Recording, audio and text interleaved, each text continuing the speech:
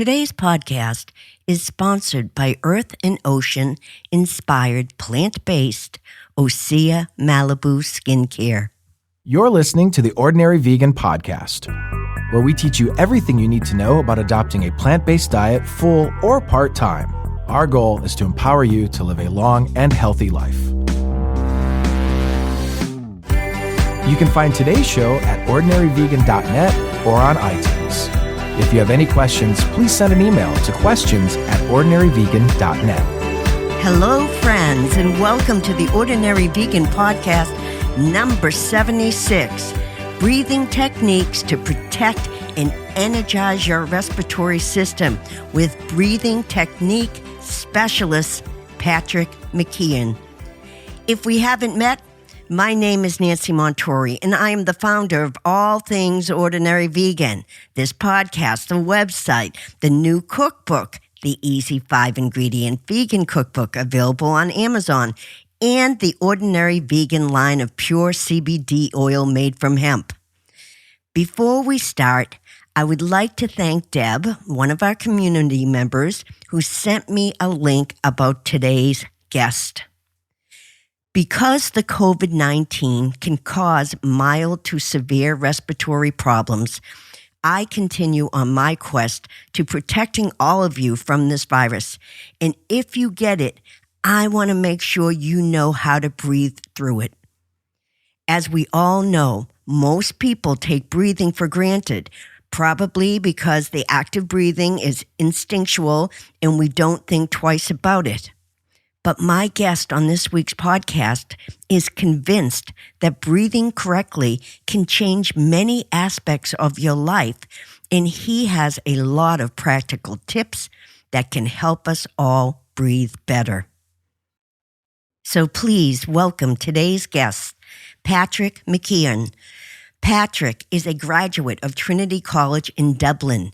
In 2002, he completed his clinical training in the Buteyko breathing method at the Buteyko Clinic in Moscow. The Buteyko method consists of a series of breathing exercises to help with asthma, rhinitis, sleep apnea, snoring, insomnia, panic attacks, stress, depression, and now how to breathe with COVID-19. Patrick has written 7 books about the Buteyko method, including his latest book titled The Oxygen Advantage. These breathing techniques are dedicated to improving sports performance, and the Oxygen Advantage techniques are being used by athletes all over the world. So, let's learn the correct way to breathe today. But before we do, I would like to thank today's sponsor, Osea Malibu. Osea Malibu knows how to keep your skin healthy and glowing. And I especially love their lightweight, hydrating Undaria algae oil. I use it every day to keep my skin soft and hydrated. I also love their fragrance-free ocean cleansing milk made with water lilies and rose. And Osea Malibu is formulated with all skin concerns in mind. Osea makes products infused with sustainably sourced organic Patagonian seaweed and active botanicals. To purchase Osea Malibu, go to oseamalibu.com/ordinaryvegan. That is OSEAMALIBU.com/ordinaryvegan to get $10 off your purchase of $50 or more. Now, I would like to introduce all of you to Patrick McKeown. Hello, Patrick, and welcome to the Ordinary Vegan Podcast. Thanks very much, Nancy. Good to be here. You have written 7 books on improving your body's oxygen use, and your latest book, The Oxygen Advantage, is being used by athletes everywhere to enhance their sports performance. Can you tell me what got you interested in the subject of lungs and breathing and oxygen and something about your background? Sure. I suppose it's like many people. You find out about things when you've got the problems yourself. So I was a kid growing up with asthma and into my early 20s. And with that, if you have asthma or a breathing pattern disorder, it's not just isolated to the lungs, because since 2007, researchers have recognized it's a unified airway. So if you have inflammation of your lungs, it travels up to the nose and vice versa. So I had inflammation of my lungs, having asthma, wheezing, breathless. And with that, my nose was stuffy. And because of a stuffy nose, I was chronically mouth breathing. And then my sleep was impacted. And then with chronic mouth breathing, not only is your sleep impacted, but also your mind. So as an asthmatic, I had an issue with my lungs, an issue with my sleep, and an issue with my mind. And it's a bi-directional relationship between them. And oftentimes this is missed with people with respiratory complaints. They can be tired, they're greater risk of sleep disorder breathing, and also a greater risk of anxiety.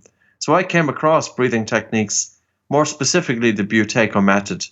And it was developed by a Russian doctor back in the 1950s. And he said two things. He said, breathe through your nose. Your nose is the only, means of helping to condition and regulate and, to optimize airflow as it comes into the lungs. Your mouth doesn't perform any function whatsoever in terms of breathing. So he said two things: breathe through your nose and breathe light. Because before that, I was breathing hard through my mouth. And I also had this belief that if you take good, full, big breaths, that it would bring more oxygen into the body. And it doesn't. It does the complete opposite. So as a mouth breather, I'd constantly got cold hands and cold feet and brain fog. And I never realized that my breathing and how I was breathing was causing my blood vessels to constrict and reduce oxygen delivery throughout the tissues. So when I first switched from mouth to nose breathing, I started waking up feeling more alert.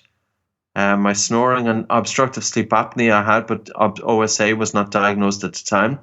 I was told that I was stopping breathing when I was sleeping in student dormitories. But of course, it was undiagnosed, but I was tired. So when I look back, I would say definitely I was a high-risk candidate for obstructive sleep apnea. So long story short, I trained under Dr. Buteyko, and in 2002 then I started reaching out and teaching students here in Ireland. And that's when I started writing the books and teaching internationally. So yeah, 18 years on, it's become a hot topic. Well, most people take their breathing for granted. Can you tell us what the general benefits of oxygen are? And I've read somewhere that 90% of our energy comes from oxygen. Is that true? Well, I don't have an exact figure in terms of oxygen and food, but most certainly the two are going to go hand in hand. Our breathing is very, very important function, and you know the importance of a function by the length of time an organism perishes when you turn it off. So we can last without food for weeks, we can last without water for days, and we can last without air for just a few minutes. So it's really important that we give credence to the quality and the quantity of the air that we breathe and how we breathe that air, because it's very prevalent that individuals have breathing pattern disorders. Granted, 10% of the general population are said to have breathing pattern disorders in the literature, but 30% of the asthma population and 80% of the population with anxiety, PTSD, and panic disorder.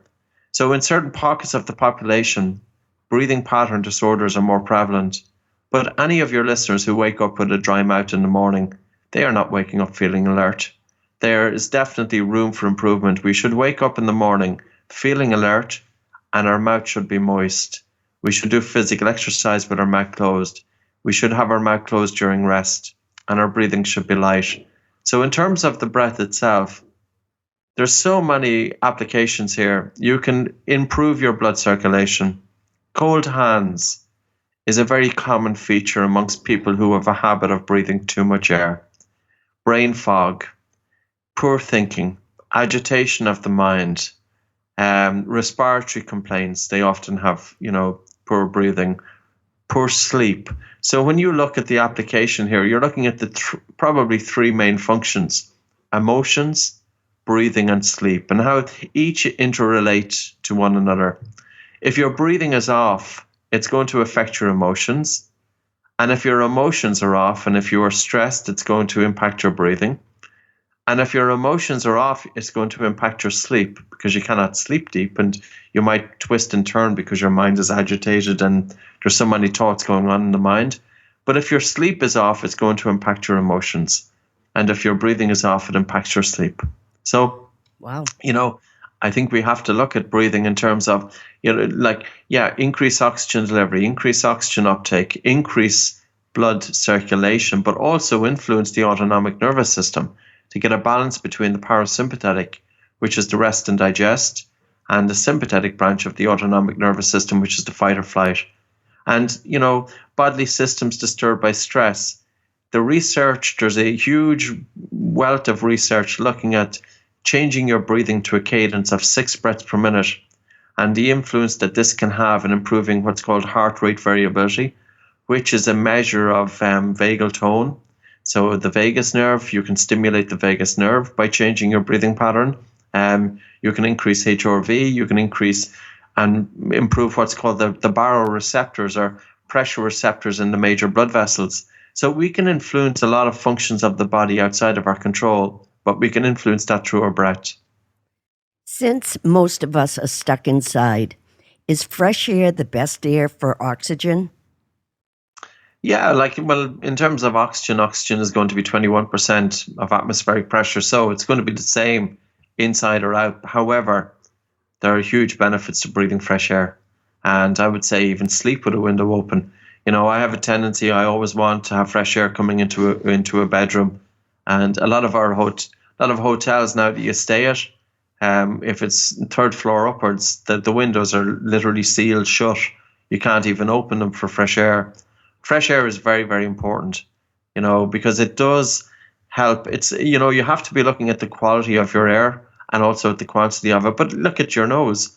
People ask the question, well, how should I breathe when I'm in a polluted environment? Well, don't go around with your mouth open, because if you have your mouth open, you're going to breathe harder and you're taking a greater amount of pollutants into the body. And pollutants can stay in the body for a long period of time. They don't just expel again on the exhalation, and they stay there, and they can impact your health, of course. Nose breathing is the filtration. There's a mucus blanket there. Your nose is designed to remove airborne particles, and it does that with a pretty good intensity. And there's also a gas in the nose called nitric oxide, and that's antiviral and antibacterial. And it's also essential for redistribution of the blood throughout the lungs to increase oxygen uptake in the blood. Did you know, Nancy, since 1988, researchers, Swift, that when individuals had their jaws wired shut and they were forced to continuously breathe through their nose, the pressure of oxygen increased in the blood by 10%. So that was the PO2. But also, if you do physical exercise with your mouth closed, carbon dioxide is increasing in the blood. You know that when you feel the intense air hunger. But carbon dioxide is not just this waste gas. In order for the red blood cells to release oxygen to the tissues, you need carbon dioxide. So as carbon dioxide increases, blood pH drops, and the affinity of oxygen, the affinity of hemoglobin for oxygen reduces. So we often think breathe in as much air as you can and get rid of as much carbon dioxide as you can. People need to realize back in 1904, a Danish physiologist called Christian Bohr, he discovered that there was the pressure of carbon dioxide in the blood that was a catalyst for the release of oxygen from the red blood cells to the tissues. So we shouldn't be breathing hard. People go to yoga studio, they go in, they're told to take these full deep breaths. Why is that? Because you take full deep breaths. If you breathe a few big breaths, you start to feel lightheaded. That's not a sign of increased oxygen delivery. I think it's really, we have to bear in mind, there is a way to breathe, and it's not the way that's being commonly taught. There's a misconception out there about the benefits of taking big breaths, and it's terrible information, because the harder you breathe and the more air you breathe, the less oxygen gets delivered throughout the body. Are there ways to measure your oxygen levels in your bloodstream? Yeah, we use pulse oximeter all the time. I don't have one just to hand, but we're always using them. So there's a little finger device, and you just put it on your fingertips. And what it does, it's got a red light and an infrared light. So it's able to pick up if hemoglobin, which is a protein within the red blood cell, if it's occupied by oxygen or not. And normal readings for SpO2 is the saturation of the peripheral blood vessels with oxygen. Normally it's 95 to 99%. Now, like you're not going to, in terms of, some individuals, when they switch to mouth breathing, you will see the SpO2 drop. And when I was talking earlier on about the PO2 millimeters of mercury pressure, that's not the SpO2, because oxygen is carried in the blood two ways. So I would, it's really people coming in with, say, with breathing difficulties that are really pay attention to their blood oxygen saturation and to change their breathing pattern to enhance the amount of oxygen delivered from the lungs into the blood. Because if you breathe fast and shallow, you're literally wasting so much air in dead space. So you think of every breath that you take, a certain amount of air is remaining in the nose, in the throat, in the bronchi, in the trachea, in the bronchi, in the bronchioles. So of every breath that you take, 150 milliliters of that air remains in dead space, and the remainder of that air gets down into the small air sacs where gas exchange can take place. But if you breathe fast, you're leaving a lot more air in dead space on a minute versus if you were to breathe slow. So that's why we would say for people with respiratory, and like I've first seen it with people coming in with chronic heart failure. And I would have them go for a walk and I would monitor their blood oxygen saturation, and they would desaturate down from normal. Well, it wasn't quite normal, but they were desaturating down to 92% during a walk. And I would look at their breathing, and their breathing was fast and shallow. And it's entirely the wrong way to breathe if you want to increase alveolar, the air getting down into the small air sacs. So instead, what I had them do was put their hands on either side of their lower ribs and have them breathe in for a count of 4 seconds and breathe out for a count of 6, in and out through the nose. In other words, light, not to overbreathe, slow, breathing 6 breaths per minute, deep, taking the air into the deeper regions of the lungs, and their blood oxygen saturation increased from 92% to 96%. We can really optimize ventilation. And again, you think of all of the people with respiratory complaints. How do they breathe? Well, most of them will breathe with an open mouth, but most of them will sleep with an open mouth, And I don't know if I'd mentioned it before, but if you're waking up with a dry mouth in the morning, you're not having a good night's sleep. Getting back to what you said about opening the door, opening a window, I can't sleep unless I have air, even, no matter how cold it is out. What do you think of air purification tools such as room ionizers to help clean the air we breathe before it enters our bodies? If they do the job that they're saying to do, and once they're not emitting anything else into the atmosphere, I think they're fine. But you have to think of, what's your nose for? Your nose is designed for that function. So yeah, if you use different products, that's all very well. But I think, how is the person breathing? They have an ionizer, and at the same time, they're breathing hard through an open mouth, and they're snoring all night long, traumatizing the upper airways, activating the upper chest. And because they're breathing so hard, their upper airway is more likely to collapse, which is causing sleep apnea. How about teaching nose breathing? I think the simplest thing about this, and with every aspect, we're a nation of people that want to spend, and the complication, and we want to have the best IT and all of that. Sometimes it's the case, get back to basics. Eat fresh vegetables, nothing processed, nothing packaged. Why add stuff? Nature has made it perfect. Nature has made food perfect. We've messed it up. Nature has made our breathing perfect, and we have messed it up, in terms of our own ideas about breathing, and also forgetting about breathing through the nose. And you could say, well, it's too simple.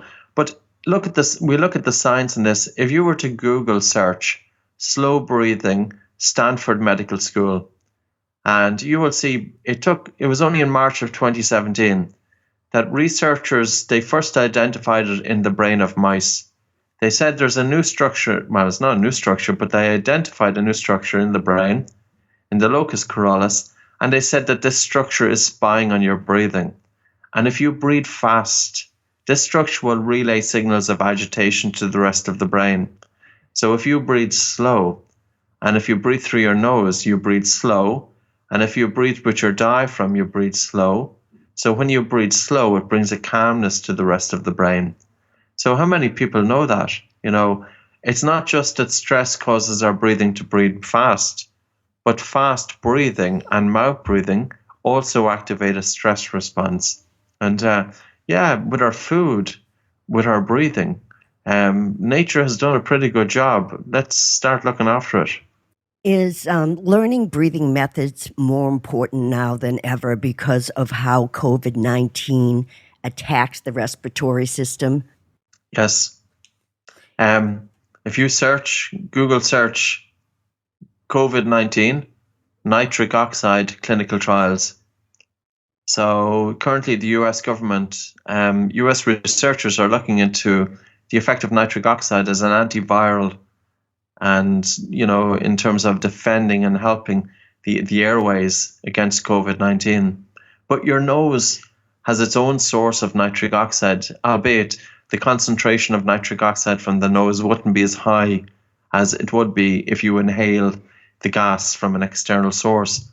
But at the same time, you can increase the concentration of nitric oxide by slowing down your breathing, by breathing through the nose.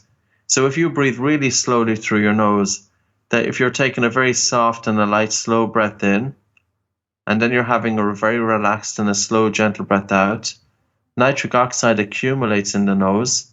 And to carry that nitric oxide into the lungs, nitric oxide sterilizes the incoming air, helps open up the airways, and also helps oxygen transfer to take place from the lungs into the blood. So with COVID, nasal breathing is going to cause us to breathe less air. So if there were any airborne particles, we have to think of, people who are coughing, they're going to emit, if they're infected, they're going to emit water particles into the atmosphere, and possibly containing the virus. Coughing, sneezing, but talking and breathing. So number one is the person who is not infected, breathe through your nose, but also make a habit of holding your breath if you're in close proximity to other people. Breathe in, breathe out, hold your nose and hold your breath. Don't breathe air if you are in close proximity to other people. And the other thing is breathe hardly any air if you can't hold your breath. Diminish the amount of air that you're taking into the lungs because you're reducing the viral load. The person who is infected, they also should breathe in and out through their nose. And the reason being is because the virus is transmitted, airborne water particles, like an aerosol. You spray an aerosol and the mist is going into the atmosphere and it can spread for a while. But mouth breathing, there is a 42% greater water loss out through the mouth as versus through the nose. So when you breathe through the nose, I'll just use my anatomical model here. So when you breathe through your nose is filtering and moistening and regulating volume and carrying nitric oxide from the nasal cavity into the lungs. But on the exhale breath, your nose is trapping that moisture. So your nose traps moisture before it's released. And of course, that helps with preventing dehydration. You have mouth people, especially elderly people, will often breathe through an open mouth. And they often suffer from dehydration because if you're mouth breathing, you're losing all of that moisture. Whereas the body is so intelligent, it knows that, it has expended energy in heating and warming and in moistening that air before it comes into the lungs. But on the breath out, the nose is there to trap that heat and moisture from the exhale breath. So somebody who is infected, if you're close to family members, don't be sitting there with your mouth open breathing because you are emitting a greater concentration of water vapor, of water particles into the air. So it's increasing the risk of transmission. Another thing that I would say, Nancy, is if somebody is breathless, and breathlessness is a key component of COVID, the person feels that their breathing is faster, their breathing is becoming more labored, they're feeling that they're not getting enough air. Sorry there, I was just going to take a drink. So how can you help to calm down breathlessness? Well, it's very difficult sometimes to slow down your breathing if you are feeling breathless. And anybody with asthma will testify to that. So a very easy technique to help calm down your breathing when you feel breathless. Take a normal breath in and out through your nose. Hold your nose and count for 5 seconds. Then let go, breathe normal for 10 seconds. And again, take a normal breath in and out through your nose. Hold your nose, count for 5 seconds, let go. Obviously, you don't want to be holding your nose during this time. So instead, breathe in through your nose, breathe out through your nose, hold your breath, count for 5 seconds, then let go, but breathe in through your nose. Breathe normal for 10 seconds. Continue that exercise. And do that exercise if you're having symptoms of breathlessness, and do that exercise for 10 minutes every hour. So a couple of weeks ago, I put out a video with these exercises, and quite a few people with COVID have put it into practice, and they have left comments, and in general, the comments are very positive. And I've spoken as well firsthand with these individuals that I told them to maintain nasal breathing. Of course, if you have a respiratory condition, you're feeling that you're not getting enough air, your breathing is getting faster, but don't switch to breathing through the mouth because you're not going to help the situation. Mouth breathing is going to cause faster breathing and upper chest breathing. This in turn is going to reduce oxygen transfer from the lungs to the blood. So you're much better off breathing through the nose in order to improve your breathing efficiency. So I would say to you is nasal breathing is absolutely key. And the objective is also to try and slow down your breathing. So what you could do is have your hands in your lower two ribs at your sides.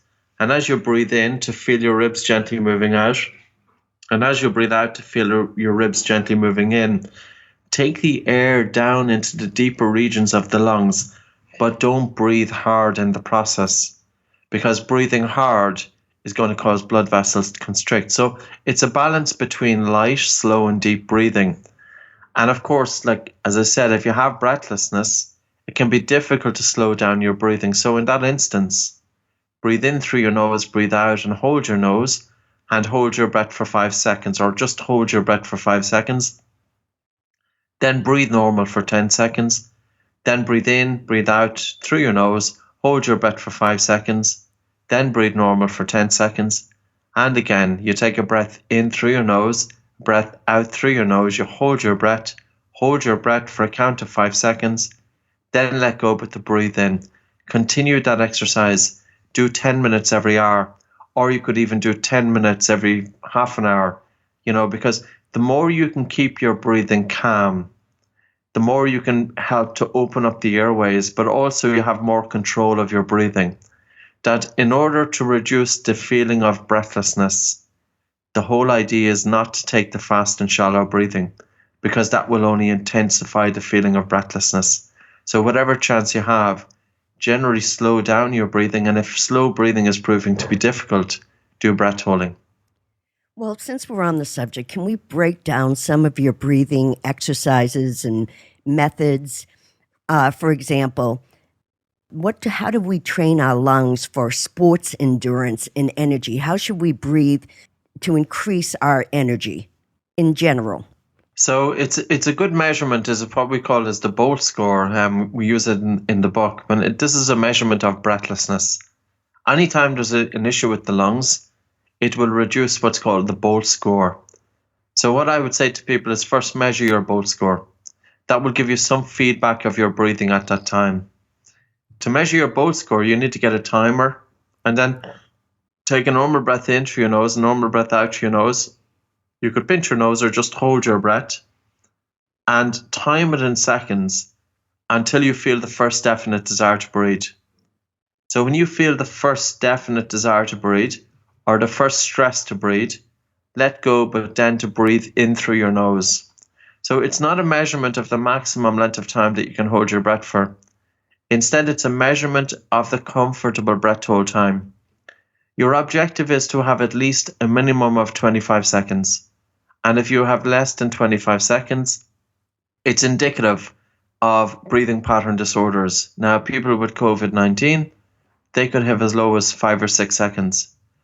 So really the objective is to try and improve the Bolt score, because the Bolt score is providing some feedback of how well your lungs are doing. So for physical exercise, it's a lot easier to do physical exercise with the mouth closed when you have a higher Bolt score. And the whole aspect about physical exercise with the mouth closed is it increases oxygen uptake in the blood, it increases oxygen delivery to the tissues, and it also helps that you're keeping the airways moist. So the more times you do that, The easier it gets. you improve your score. No, the Bolt score is just a measurement, so it's not influenced by how many times you do it. But if you start breathing through your nose all the time and start slowing down your breathing, and say, for instance, you're sitting in a comfortable chair at home, take your attention out of the mind onto your breath, keep your mouth closed, and really slow down the speed of the air coming in and out of your nose. Slow down the speed of the breath coming in and out of the nose, almost to the point that you feel hardly any air coming into your nose. So if you really slow down the speed of the air coming into your nose, and then at the top of the breath bring a total feeling of relaxation to the body to have a relaxed breath out. The purpose is to take less air into your body than what you feel you need. And when you take less air into your body than what you feel you need, you increase carbon dioxide in the blood. But as you increase carbon dioxide in the blood, it helps open up your blood vessels. It's also it's reducing the body's chemosensitivity to carbon dioxide. So when you slow down your breathing with air hunger for a period of time, your Bolt score increases. And as your Bolt score increases, your degree of breathlessness during physical exercise decreases. So just coming back to running with the mouth closed, if you do all of your physical exercise with your mouth closed, initially it's a little bit more difficult because the air hunger is stronger. But if you continue to do your physical exercise with the mouth closed, the air hunger diminishes. So the key to remember is that it's a case of quality over quantity. Do all of your physical exercise with the mouth closed. The quality of your breathing is much better.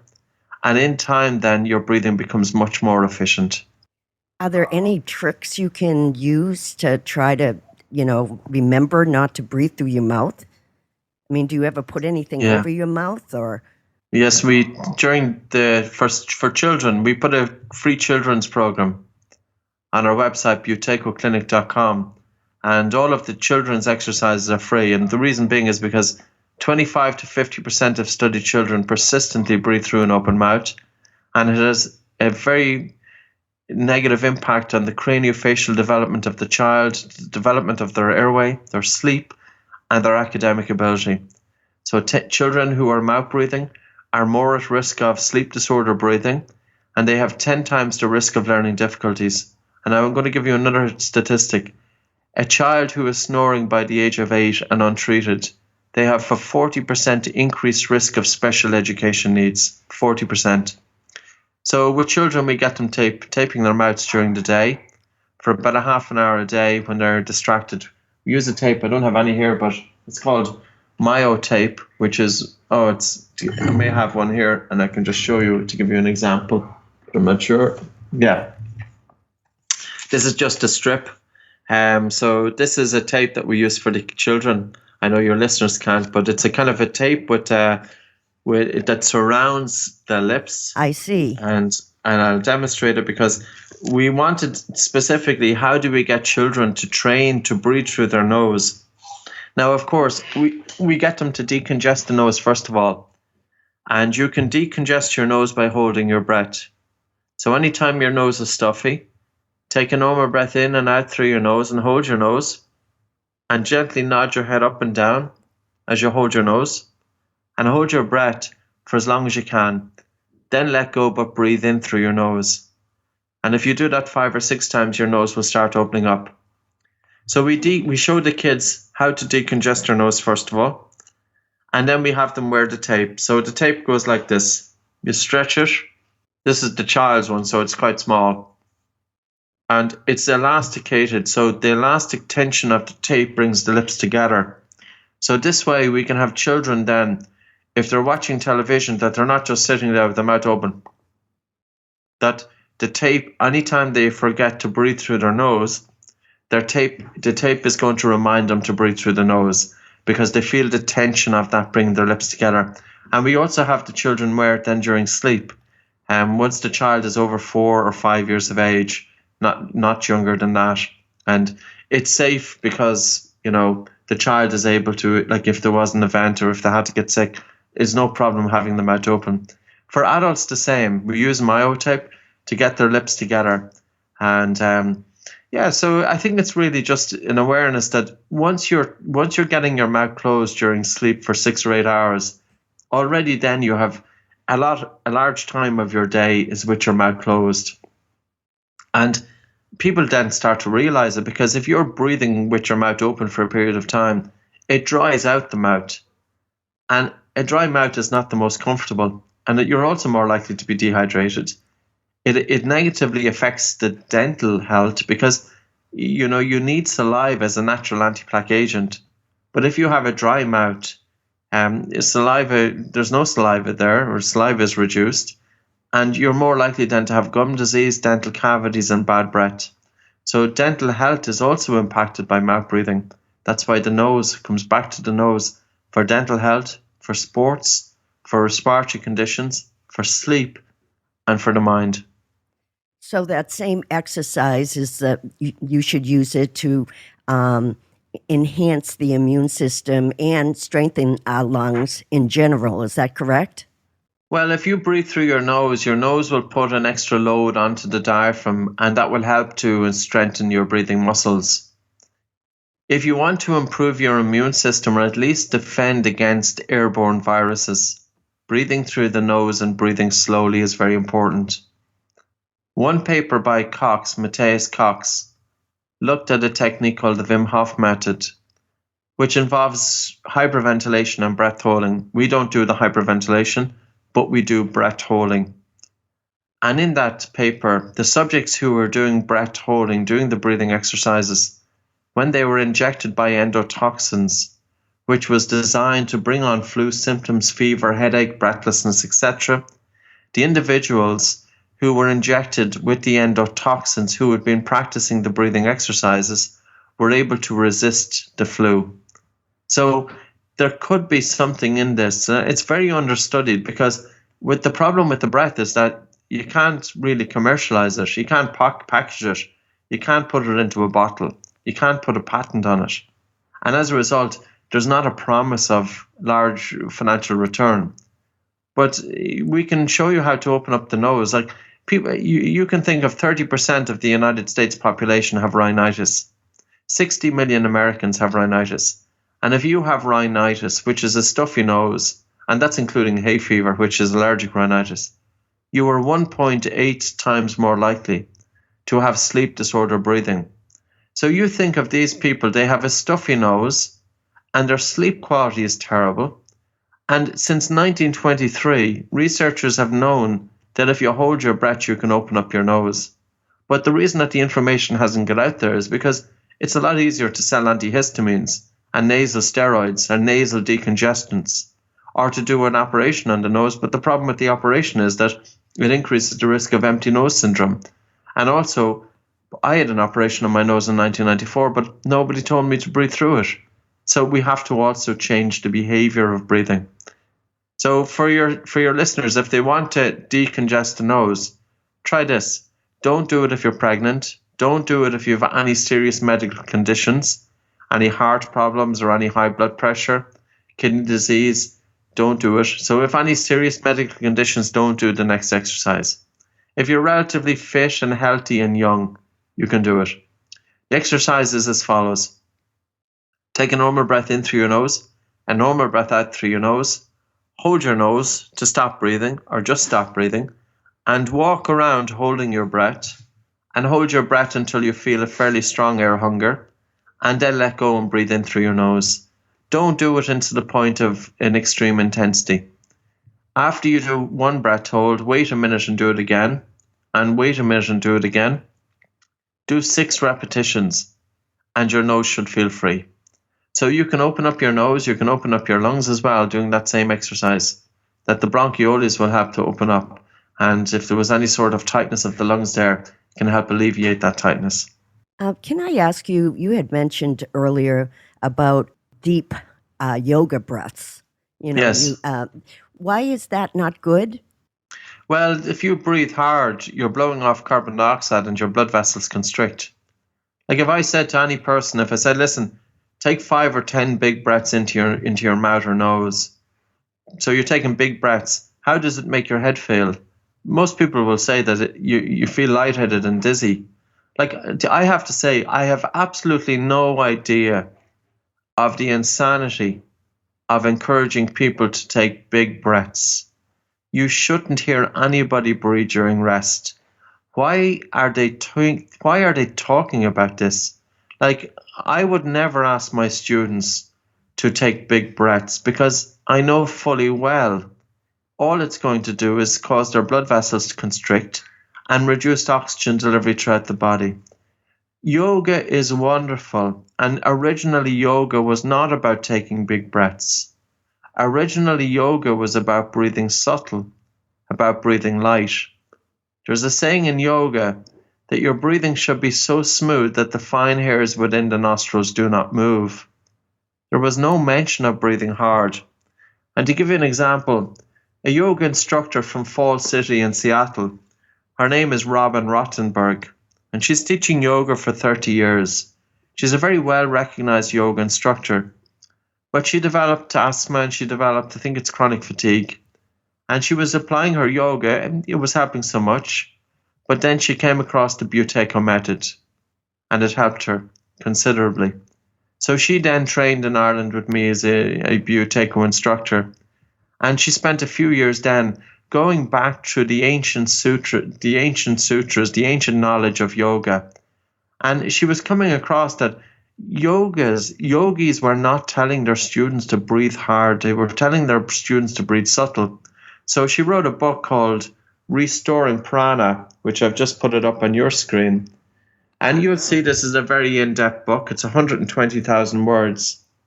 And in this, she's talking about breathing to improve oxygenation of the body, to increase blood flow, increase oxygen delivery, etc. So here is a yoga instructor who knows, and when she's working with her yoga students, you don't hear her students take these big breaths.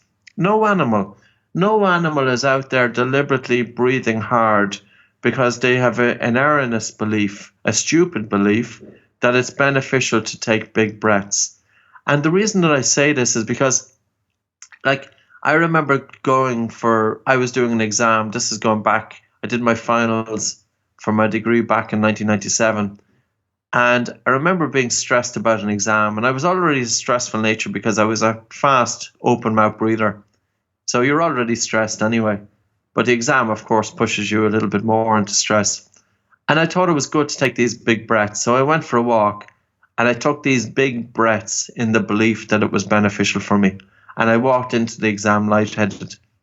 How many people with stress are taking big breaths? And all I'm going to say to you is the worst thing you could do. It is true to breathe using the diaphragm and to breathe using the lower regions of the lungs, but don't breathe big. Look at an infant, how they breathe. Look at how nature is how people are, or how animals will breathe in nature. But you don't see them deliberately and intentionally breathing heavy. You don't see animals breathing in through the nose and out through the mouth. Most animals, with the exception of a dog, are innate nasal breathers. We were born breathing through the nose. The nose is the primary physiological mode of breathing in the human being, regardless of age. And we have lost this information. So it's really, really important. I would say if you're doing yoga, if any of your students or listeners are doing yoga, do all of your yoga, but really reduce the amount of air that you are taking in. Don't hear your breathing during the yoga postures. This way you can improve and enhance blood flow and oxygen delivery. Wow, that is fascinating. And this whole conversation has been fascinating. Patrick, thank you so much for giving up so much of your time to us today. We really appreciate it. Of course, my pleasure, Nancy. And I'll have links to all your books, and just thank you again. Sure, of course. And stay safe and stay well. You too. Okay, Take care. Thank you. Bye. Bye-bye. Thanks, everyone, for joining me today. I so appreciate your kindness and your support, and you all make me want to work harder. You can find links to all Patrick's books and to his many free breathing programs, including a children's breathing program, in this week's show notes. You can find me, my recipes, my CBD products in this week's show notes at ordinaryvegan.net. You can find my new cookbook, the Easy 5-Ingredient Vegan Cookbook, on Amazon. Last but not least, go to oseamalibu.com/ordinaryvegan to receive $10 off your $50 purchase or more. Thank you, Osea Malibu. Also, please follow Ordinary Vegan on Instagram. Till next time. Thanks for joining our plant-based community today. Together, we can accomplish great things. Please subscribe so you don't miss any of Ordinary Vegan's recipes and plant-based tips. If you have any questions or feedback, email us at questions@ordinaryvegan.net. Until next time.